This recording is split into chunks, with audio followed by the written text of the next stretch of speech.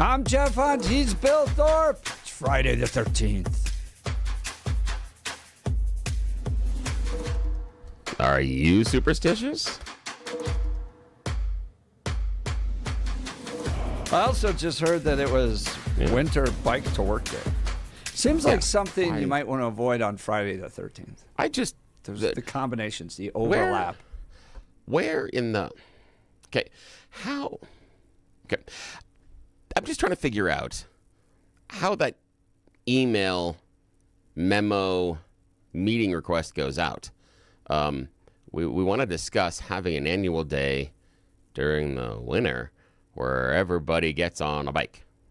I'm just speaking from personal experience of a native Coloradan who has made the questionable choice to ride his two-wheeled conveyance system, both in very, very bad rain and various degrees of snow and ice. Never have I felt that was a great decision. I've never looked back and gone, wow, you sure are a smart one there, Thorpe. Man, you're practically a genius. I mean, like, you really need to rethink your life choices. And this was a dumb idea. Well, and why would you do it in the middle of the winter? I mean, granted, it's beautiful today, you're but adding still. So much on top of it. Yeah. I don't ride my bike to work because I like to live. Yeah, where you are. Well, anybody. I had a cousin get hit by a car. I think with all the people on their phones and teenagers. And distractions and stuff. You saw the guy that hit you remember that video of the guy driving the tanker truck into the Yale Boulevard's embankment? Yeah. Was on alcohol and meth. Yeah. So, I just think riding around out there fully exposed for everybody to just plow right into you. What I think that some bicyclists need to keep in mind, because I have to myself remember this, that in any situation, even when the bicycle has the right of way versus automobile, you lose.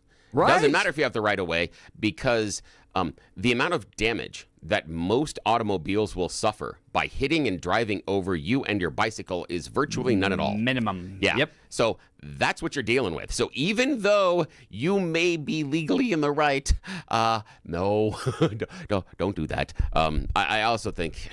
I'm also not happy with how we have done some of the biking lanes and other things like that. Again, I'm an 80s kid, so we learned to stay close to the gutter. We also learned how to get up and down the curbs and come up and on and get onto the hop. Yeah, exactly, and get on the sidewalk. And if someone was coming on the sidewalk, you rode on the grass, okay, or you jump down to the street. There were just different choices, but now there's this assumed right of way that I think sometimes has bicyclists, and this is myself included because I do go out and ride sometimes, not as much as my doctor tells me I should, but you have to understand that you're going to lose with a distracted driver, even though you may be in the right. So you really have to have your head on a swivel. That's the argument and the discussion I always have with my kids about motorcycles when they are driving.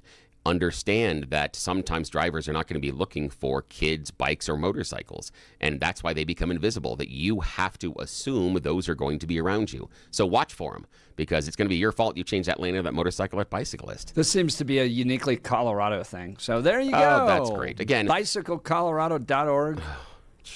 Bike to work. Have you ever ridden the bicycle in the snow? Ever done that? Ever made that course. stupid choice? Yeah. Oh, yeah. Oh, yeah. How deep was it? How dumb? Pavement. Exactly. There's one. It was practically a blizzard outside, and I'm riding through it. And it's that you're making a really bad choice when, as the cars go by, you can see every driver looking at you like, boy, what's wrong with you? Yeah, like, you really shouldn't be doing that. Yeah. We've got a lot to cover today. The Trump surge in Minnesota ending. What do you think of that? We'll play some audio of Tom Homan's press conference yesterday. Who's this a victory for? Maybe it's a victory just for the American people. Nah, we'll pick sides. Trump clearly getting a victory in Minnesota as the key word that I had said all along needs to happen. Cooperation. We'll cover that in the 7 o'clock hour. New bill coming to Colorado, Bill. The decriminalizing of prostitution. Oh, boy. It's a weird one. This is classic Democrat Colorado. The thing for me is that everything else that is contained therein, that, okay, we're going to do this a little bit later, and I don't want to go too far into it. I think that the kernel of a thought or an idea where they start can be debatable and may even have some merit. The problem in my mind is all the other steps that are briefly outlined in that bill surrounding. And it is like my critique of our Colorado Democrat legislators when they try to put any sort of a gun bill or firearm regulation together. I read it and then go, have y'all ever seen a gun? Have you, I mean, even just the toy guns you play with as a kid. Maybe you've seen a John Wick movie. Do we know how they work? Because how you're describing them and what you're trying to affect on the regulations are stupid. It's as if you don't understand how the actual firearm functions and different classifications. And that's what I see here. I see a kernel of an idea that can be debated and may even have some merit, but everything else that follows after that idea is complete diarrhea. But, we'll talk about it. Louis texting in, Colorado Democrats have opened a portal to hell. Here come the demons. We'll talk about that. Plus, well, if we could sell T-shirts and make it a tourist attraction, and help the state budget. Colorado public health grants being rolled back by the Trump administration, a lawsuit trying to put them back. All this to cover and more. Now is time for the news.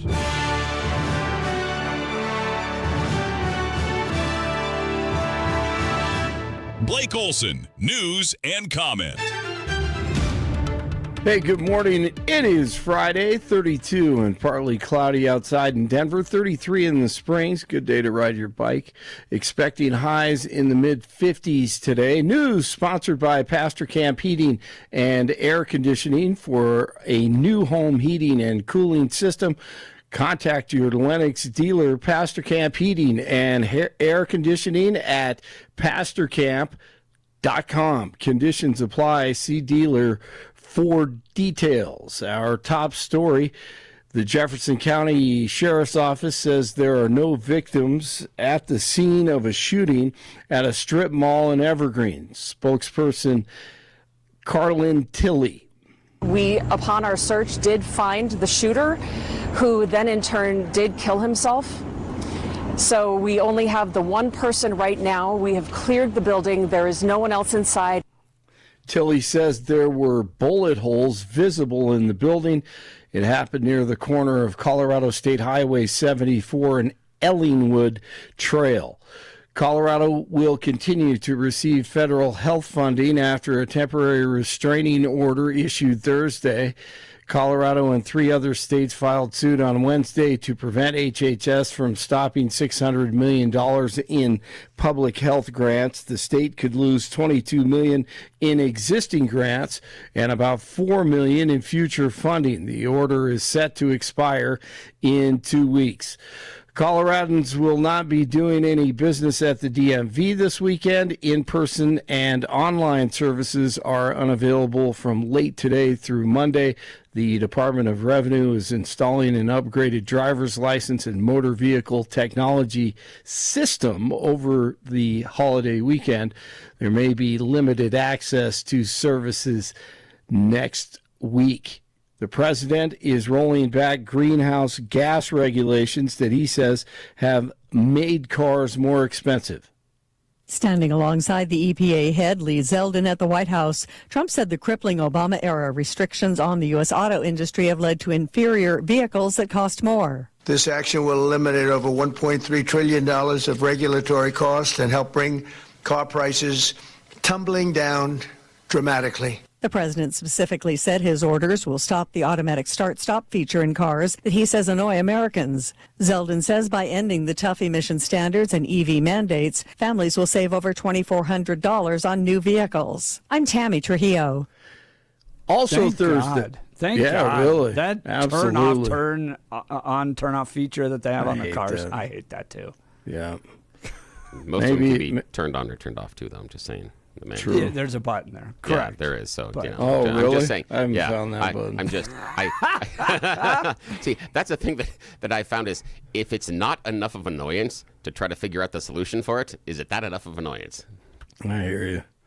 You know what is equally as terrible, if not worse, are those low-flow water shower heads. Have you guys had to deal with that where it's like a trickle, and then Trump was going to address that with the EPA? I think he did. But that was an environmental regulation that was god-awful. Yeah, that was bad. I remember that. There's nothing worse than having no water pressure when you're taking a shower. Absolutely. Also Thursday. No, I wasn't aware of it. No, I didn't.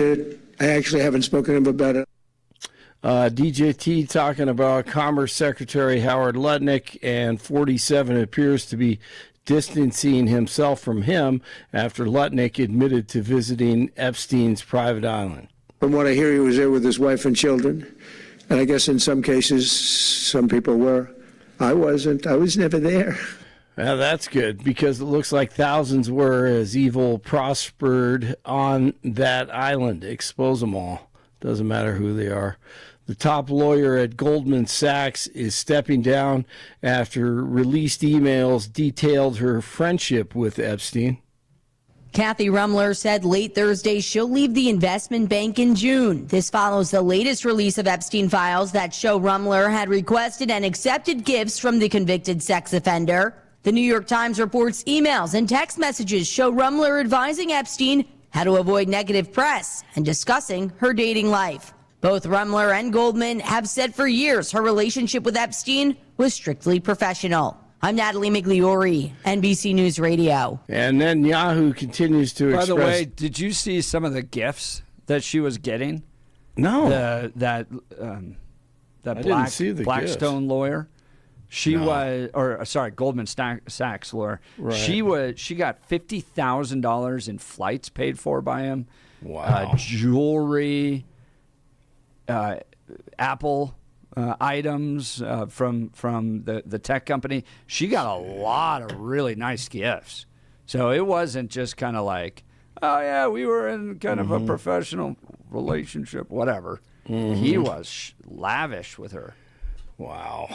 Yeah, I didn't see those. Maybe he bought her a car that stops and starts at a stop sign. Let's see. Where are we? Let me see. Netanyahu. Oh, Netanyahu. That's right. He continues to express doubt that an agreement can be reached with Iran following his meeting at the White House with 47. Netanyahu said that President Trump believes Iran could be persuaded to accept a good deal, but the Israeli leader said that he does not hide his own skepticism about the possibility of reaching any agreement with Iran. Netanyahu said if a deal is reached, it must include elements that are vital to Israel, including Iran's ballistic missile program and support for regional proxy forces. His comments come amid widespread reports that a second U.S. carrier group is being deployed to the Middle East to further bolster U.S. forces in the region as pressure mounts on Iran to make a deal. Blake Sifton, Tel Aviv. Okay, get out of there. The American people don't want this. And an Arizona sheriff is denying reports that he's blocking FBI access to key evidence in the kidnapping of Nancy Guthrie. Reuters reports that the FBI asked for physical evidence from Guthrie's Tucson area home to be tested at its National Crime Lab, but the local sheriff insisted on sending the evidence to a private lab. The sheriff says that's not even close to the truth. Who knows what's going on there? Thousands of San Francisco students remain out of the classroom as California teachers strike. And they continue to strike, and it reaches day 4. So that means they'll probably learn more today if they're not in the classroom. The U.S. men's hockey team opened up its Winter Olympics run Thursday with a 5-1 win over Latvia. Team USA is in the hunt For its first medal since 2010, the U.S. has not won gold in hockey since the Miracle on Ice in 1980. Elsewhere, Team USA picked up 2 more medals Thursday, giving the U.S. 14 medals so far. 33 in the Springs, 32 in Denver. That's the latest. I'm Blake Olson. More of the Jeff and Bill Show ahead on News Talk 710 KNUS in Denver, and now on AM 1460 and FM 101.1, The Answer in Colorado Springs. This is where you hear both sides. We are the Jeff and Bill Show. Satellite and radar shows a continual feed of moisture from the west coast coming into Colorado. This is going to be producing a lot of high and mid-level cloudiness. There are going to be more opportunities for occasional snow in Colorado's high country today, tonight, and tomorrow. For the Front Range, since we don't have any connection to Canadian air, temperatures are going to continue to be very mild. Daytime highs in Denver and Colorado Springs will easily be in the 50s today and tomorrow. And as we get into the weekend, 50s, even some lower 60s by Sunday and President's Day Monday, as that flow of Pacific air continues. Do expect a lot of clouds with this pattern through Friday. There might be a few rain or snow showers along the Front Range and plains today, tonight, and tomorrow, but nothing of consequence. We'll have a little bit of a break in the clouds and the weather over the weekend before another system approaches Colorado late Monday and Tuesday. Meteorologist Don Day in the 710 KNUS Weather Center.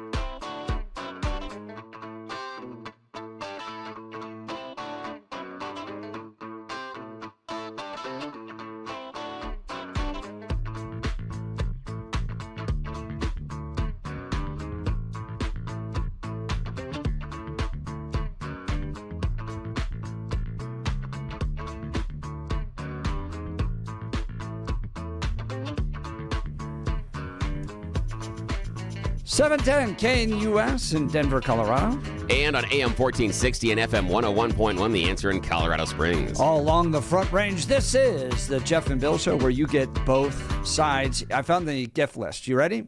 All right, this is this is the attorney that was working for Goldman Sachs that resigned. By the way, she was like the top attorney, Goldman Sachs. Well, she was getting all the and top she was very tied in with Obama as well in the Obama administration. She was a senior counsel with him. So this is what she was getting from Epstein: flowers, wine, an Hermes bag, $10,000 in gift cards, spa time, an Apple Watch, wire payments of $53,000 to a private jet charter company. Wow. That ain't just a little box of chocolates coming around Christmas time. I chose poorly in my profession. That's the kind of perks you get. Damn. You want to get that Hermes bag? Well, let's go. I know. As long as it goes with my shoes, I'm okay. Let's go to the phone lines. William in Denver. Good morning, William. You're on with Jeff and Bill. Yeah, good morning. So while on vacation about 5 years ago, my wife was reading a book called Filthy Rich. I don't know if you guys have seen that, but that is James Patterson, the kind of famous fiction writer who lived in Palm Beach near Jeffrey Epstein and wrote a very insightful book about that whole Palm Beach legal thing that he was in. And there's several takeaways from that, but one of them is that Epstein was playing the schmooze role as well as anybody. According to Patterson, everybody that came into contact with Epstein loved him. He was generous. He would come to the hospital and bail you out. He took care of friends. He contributed to charities. He had this whole social proof persona going on. And I only bring that up because Dershowitz, who of course was accused in this and eventually the accuser dropped that, said that one of the reasons not to release all these files is that if your name and Epstein were in the same sentence, you are now a pedophile. And I think it's just, we should all just be kind of a bit more adult about that and recognize that a lot of what Epstein was doing was schmoozing people. He was a mensch. People loved him. And again, I'm not trying to defend the guy. I'm just saying that not everybody who had anything to do with Epstein was trying to get to Lolita Island. Yeah, there's this element, we've talked about it, of becoming radioactive.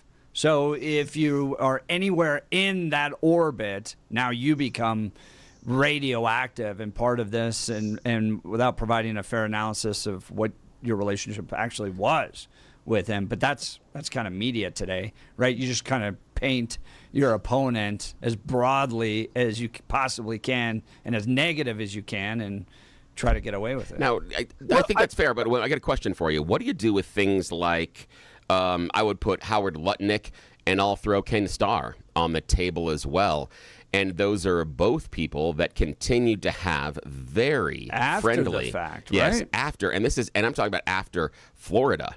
After the first set of charges go away, they have a really, really friendly relationship. There are emails from Ken Starr asking Jeffrey Epstein to come visit him while he is the head of Baylor, and being very familiar with him and saying, otherwise I'm going to have to come see you. And the reason that's important is Ken Starr was Epstein's lawyer when he got out of that pinch in Florida and continued. Yep. So he had access. He knew what the charges were and continued the friendly relationship.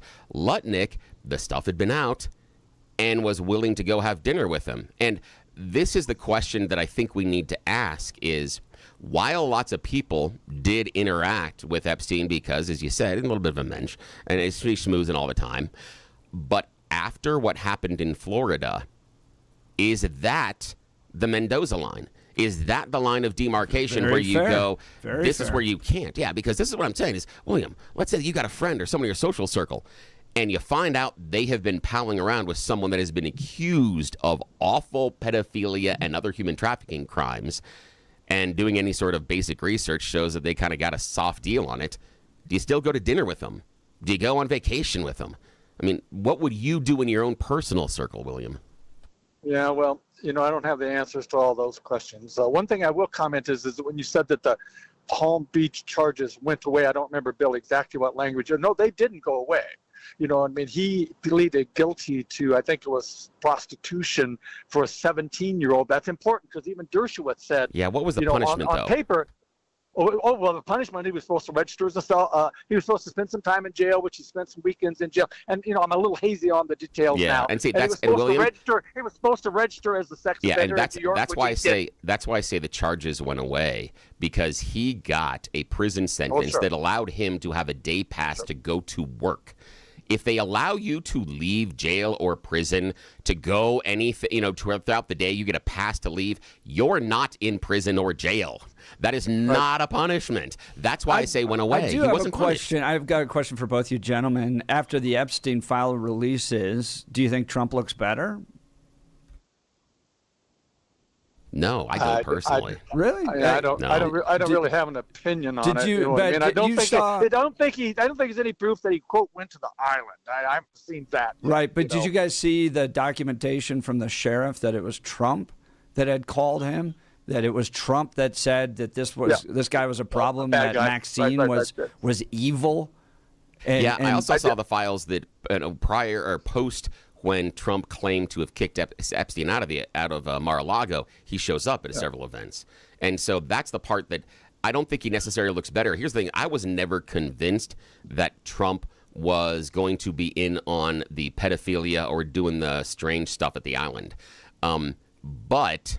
Was Trump likely at parties where there were underage girls? There's a story. Yeah, probably. Did he do anything wrong? No. So I don't think he comes out. He basically sits right around where I thought he was. And there is the story that comes out of the Epstein files that there are some young women in the pool that Trump is so distracted by, he walks right into a glass door and doesn't realize the door is there. Just pow, face first into the door. And I'm not saying, I'm not going to judge anything, and he wasn't propositioning any of the women, nor were the women naked, nor was he trying to undress them. But what I saw in the Epstein files was about what I figured I would see in the Epstein files based on Trump. He hung out with a guy that was slimy. There were probably red flags. He ignored some of them, and the relationship was way too cozy. But was I thinking that Trump was going to be any sort of a pedophile? No, not at all. I didn't think he was ever going to be named in that type of a William, I'll give file. you the final word here. Go ahead. So one of the things I observe about myself and humans around me is that we are very quickly to become tribal.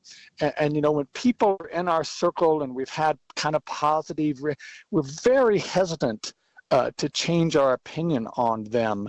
And again, that's not an excuse. I just noticed that.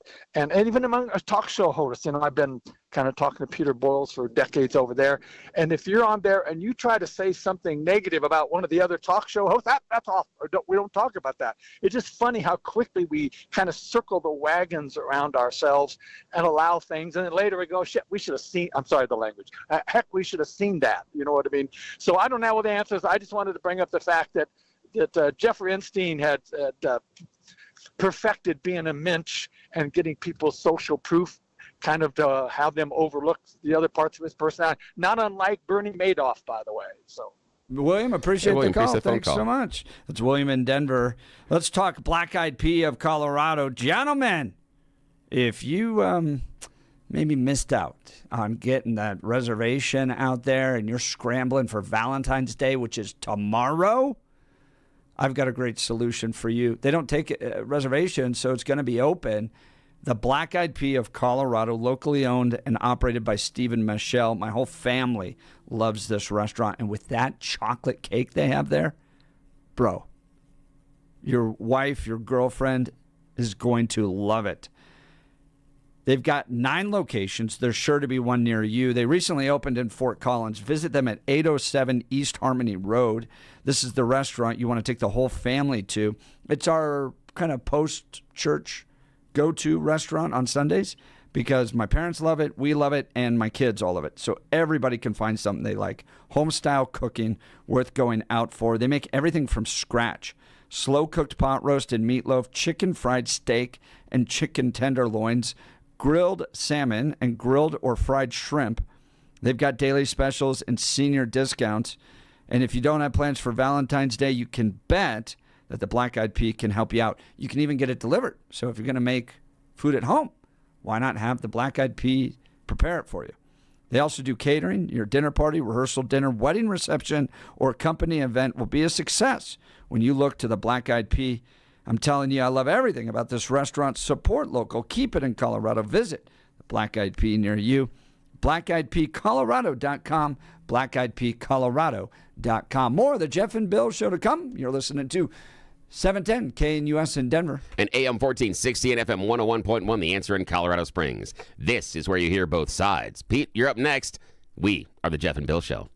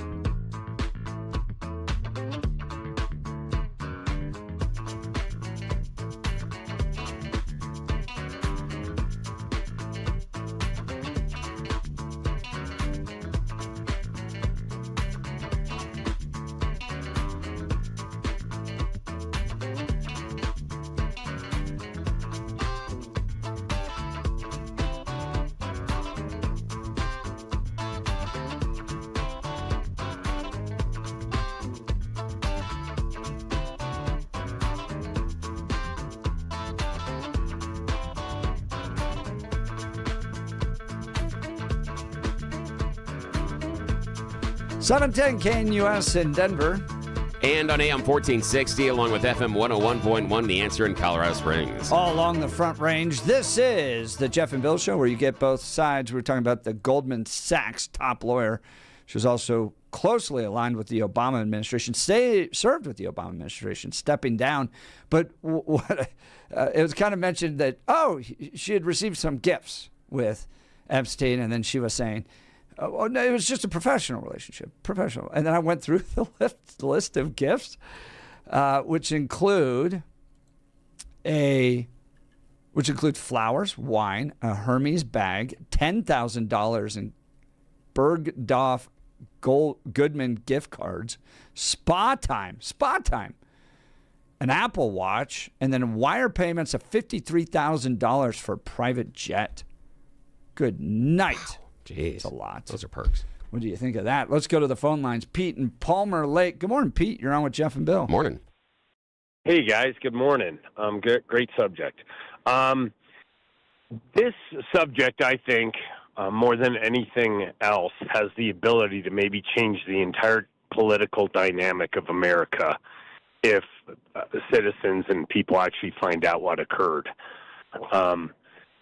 When you look at what's gone on with Epstein, what you have to conclude at this point is that there is a deep state, there is elitism, and that these people actually control a lot of the American culture, economy, and everything else. Your previous caller said that people could get implicated wrongly in having some kind of relationship with Epstein, and I agree with that. However, the people that did have a relationship, did share emails, should still have to explain what their relationship was with these people or with Epstein. Yeah, I think that's fair. I think that's fair. If you want to see America come together, get to the bottom of this.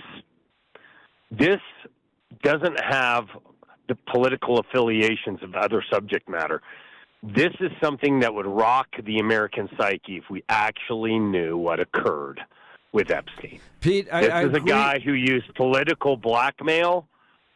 He was running in the highest echelons, and this is something that could reshape American politics for decades to come if we actually figure out what the heck occurred. I do think it's right to expect folks that had any type of relationship with Epstein to be able to explore it or explain it. I think you're 100% correct in that. How much, though, and this is in light of Scott Bottom's interview on our show yesterday, how much at this point does labeling somebody a pedophile become a political tool in the toolbox, even if you don't necessarily have the evidence to say so? So Scott Bottoms on our show yesterday and in subsequent speeches has said that there's a pedophile ring at the Colorado State Capitol that includes members of the House, the Senate, and even the governor's office.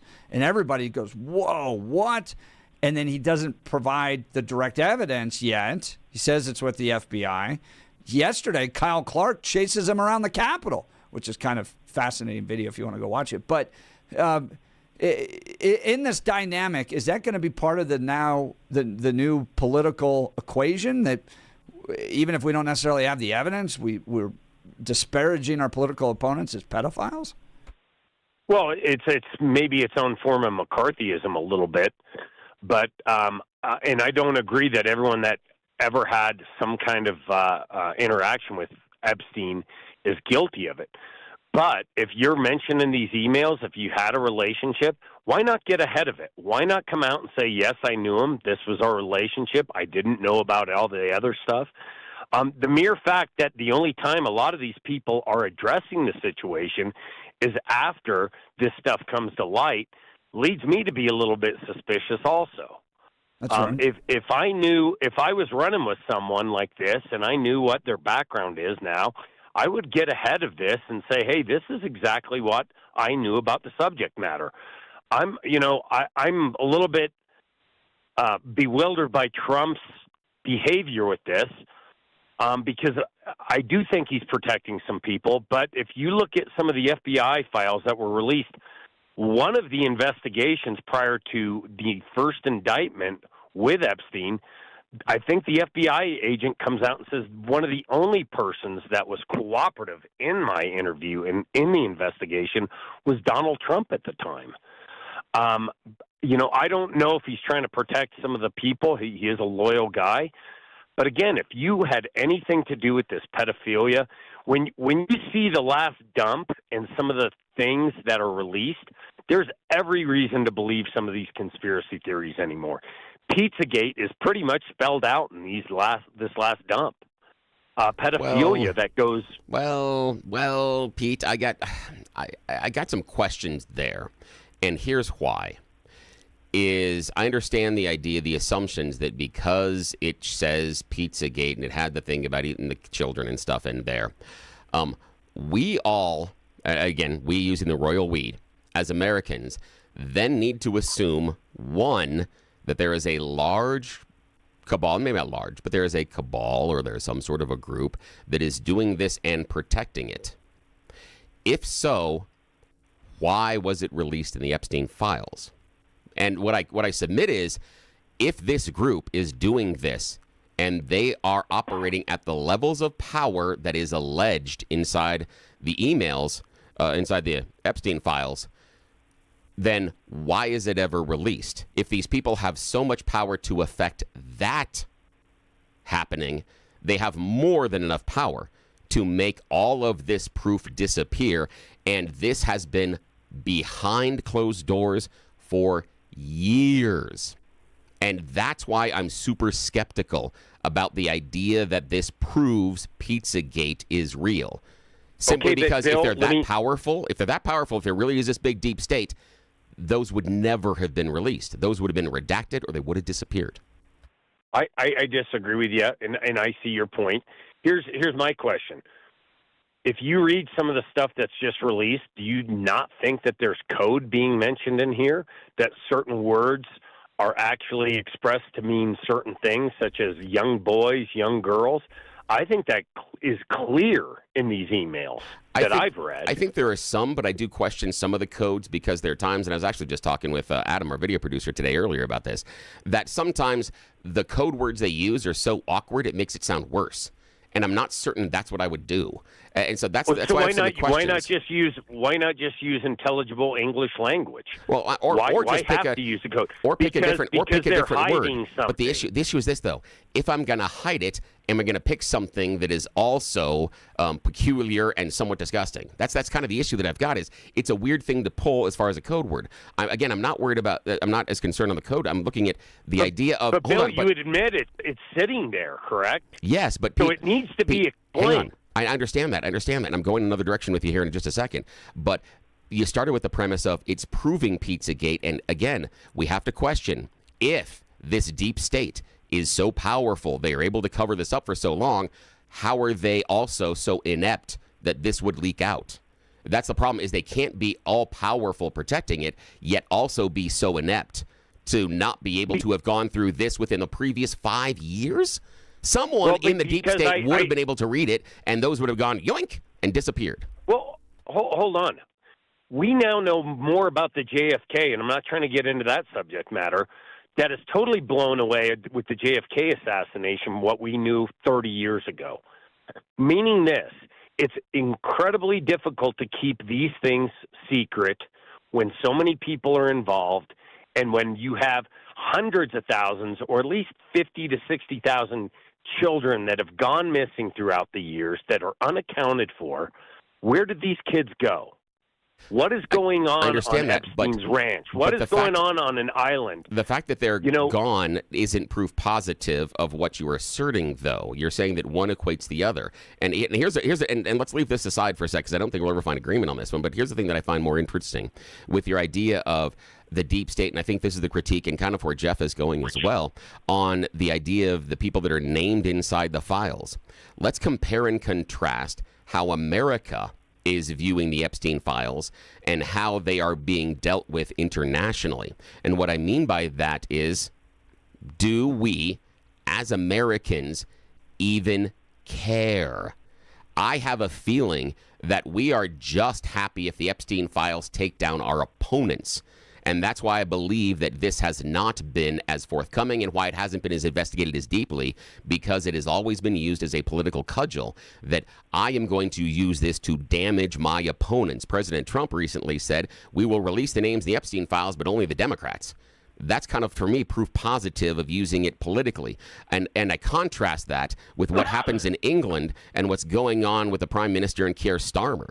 Keir Starmer is finding himself maybe even losing his seat as Prime Minister, not because he knew or did any dealings with Epstein, but because he appointed an ambassador to the U.S.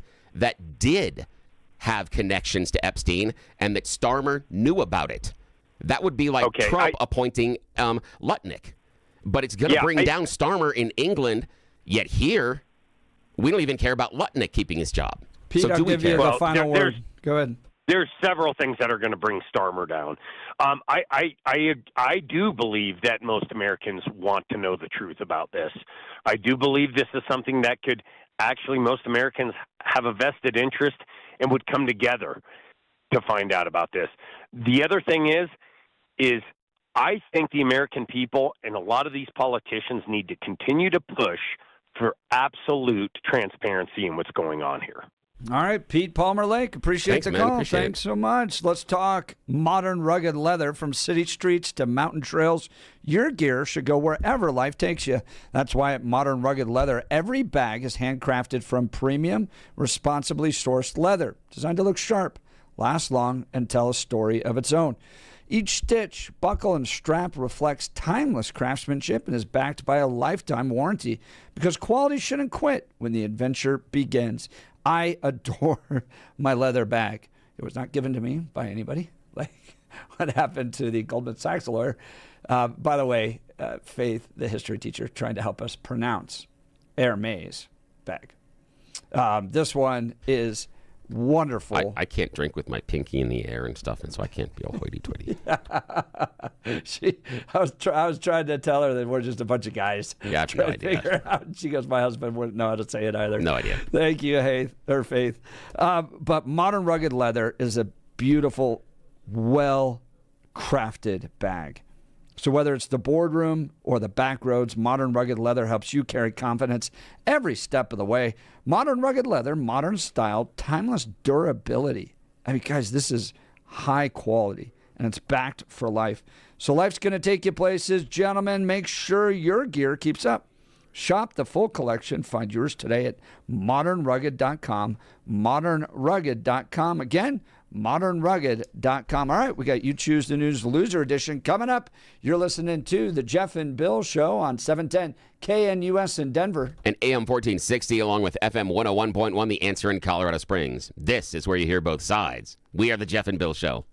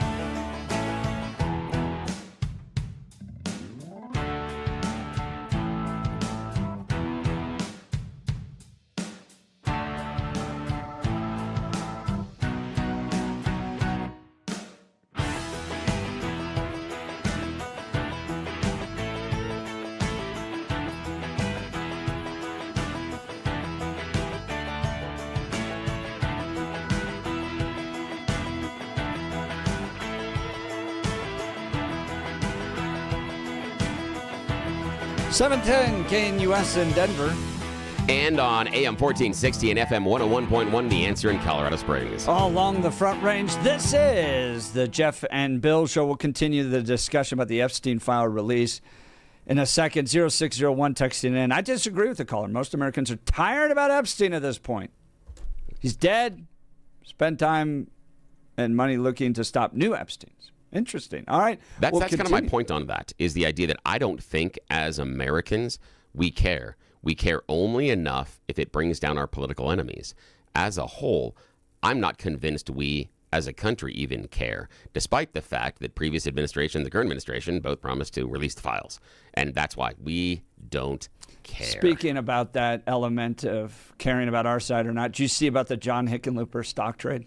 Oh, you got to share this one. I didn't know about this until you So he bought $100,000 of Eaton Court stock on January 14th. Okay, January 14th. So Eaton Court, that's a weird one to all of a sudden pluck out of the air, and you go and you buy $100,000. You know, you kind of wonder, what was it that Hickenlooper, as that sharp, studious investor, what sort of indicators did he see on the financial report? Oh, wait, maybe he knew something else. Yeah, he sits on the Senate Committee on Energy.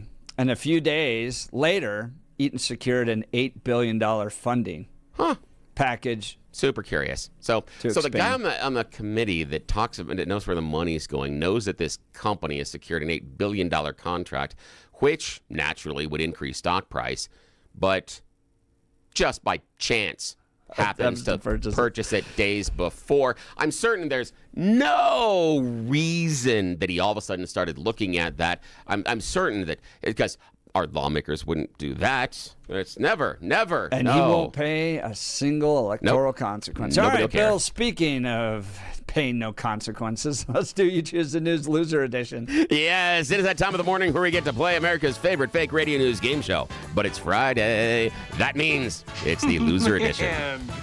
You are one pathetic loser. Loser! Let's go. Loser! You're a loser! The Losers Club. Bunch of losers. You're such a loser.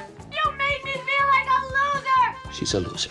You are such a loser. Loser. Yes, earlier this week, we had 4 stories that were available. Jeff and Blake choose only 3 a day. That leaves us with 4 leftovers. Stories that were deemed unsuitable for your attention earlier this week. Well, they come back for a second shot at glory. It's the Loser Edition of You Choose the News. As always, Blake Olson is in the news department. Jeff Hunt right across the glass from me. Gentlemen, here are our returning stories. Once again, stupid stories. I put headlines on. Nobody's awake. That's why we're screwing off at this time of the morning. Yes, a lot of fun. Okay, here we go. Headlines. Number 1, playing the field. Headline number 2, improving trade relations. Headline number 3, just hold it.